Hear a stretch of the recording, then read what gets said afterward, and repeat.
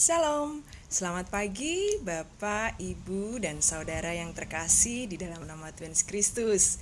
Hari ini kita akan bersama-sama mengawali pagi dengan penuh sukacita dan merenungkan firman Tuhan terlebih dahulu.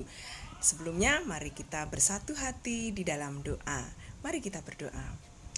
Bapa kami yang ada di surga, yang kami sembah dan kami muliakan di dalam nama Tuhan Yesus Kristus.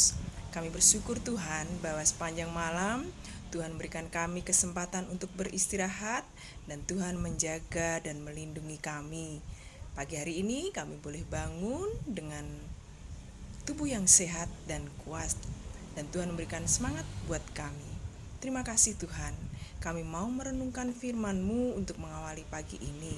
Mohon pimpinan dan bimbingan-Mu Tuhan, beri kami hikmat agar kami mengerti apa yang Kau firmankan pagi ini. Terima kasih Bapa, di dalam nama-Mu Tuhan Yesus Kristus kami berdoa dan mengucap syukur. Haleluya, amin. Saudara yang terkasih di dalam nama Tuhan Yesus Kristus, pada pagi hari ini firman Tuhan bertema aksi dan reaksi. Untuk bacaannya diambil dari Amos pasal 3 ayat yang pertama sampai dengan ayat yang ke-12. Sedangkan natsnya diambil pada ayat yang ke-7. Saya akan membacakannya untuk Bapak dan Ibu Saudara di rumah.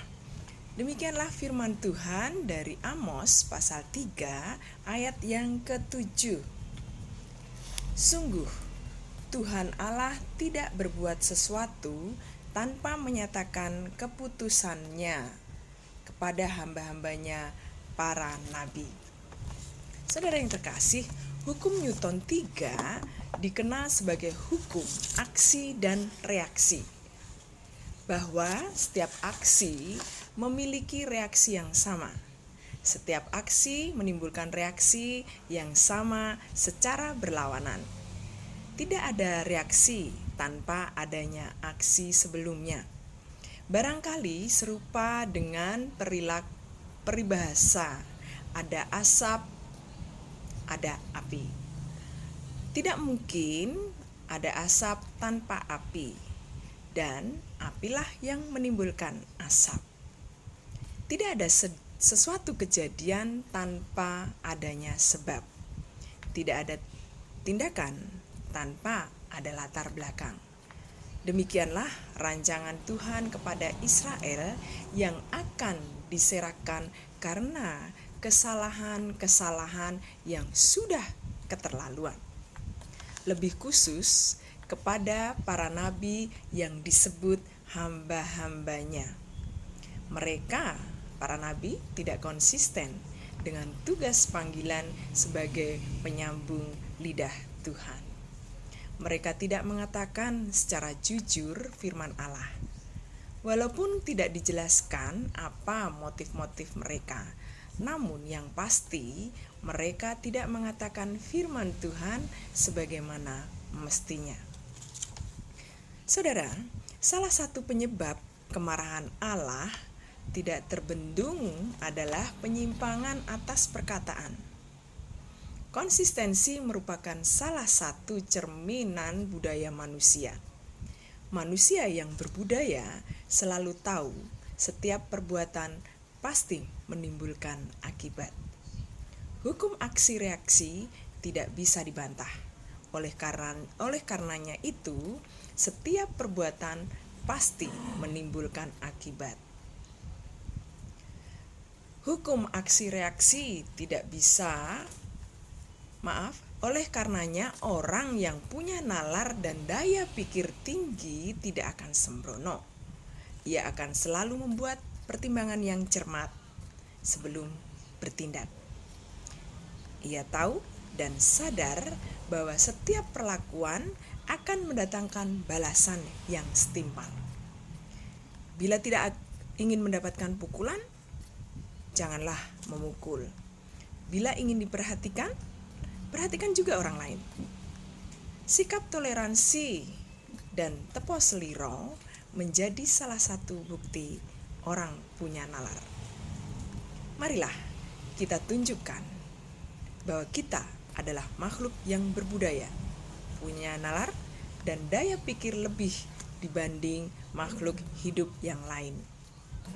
Berusahalah menjaga predikat dan identitas diri dengan selalu menjaga perilaku. Jangan sampai kita disebut sebagai binatang akibat perilaku yang tidak manusiawi. Amin. Mari kita kembali datang kepada Tuhan dalam doa. Bapa, terima kasih untuk firman-Mu pada pagi hari ini. Engkau mengingatkan kami Tuhan, supaya kami berperilaku yang baik seturut dengan kehendak yang Tuhan firmankan. Tuhan, kami tidak mampu berbuat apa-apa, dan kami mohon turut campur tangan-Mu di dalam kehidupan kami sehari-hari. Terima kasih Tuhan Yesus, Engkau mengingatkan kami.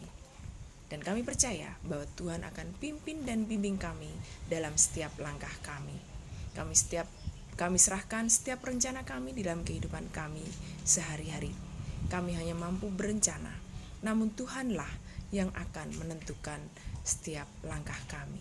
Tuhan, kami berdoa untuk saudara-saudara kami yang pada saat ini sedang menderita sakit.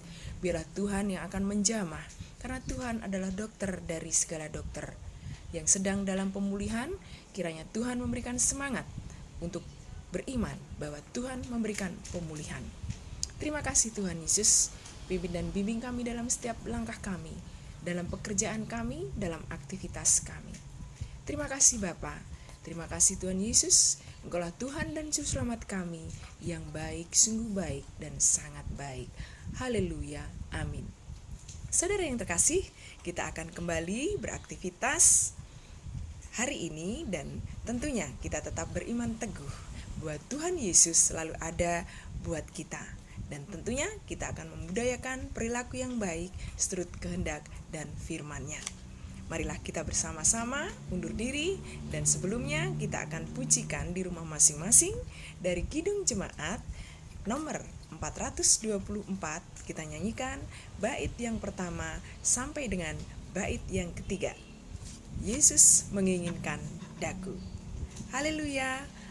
Terima kasih. Alaihim salam. Tuhan memberkati. Amin.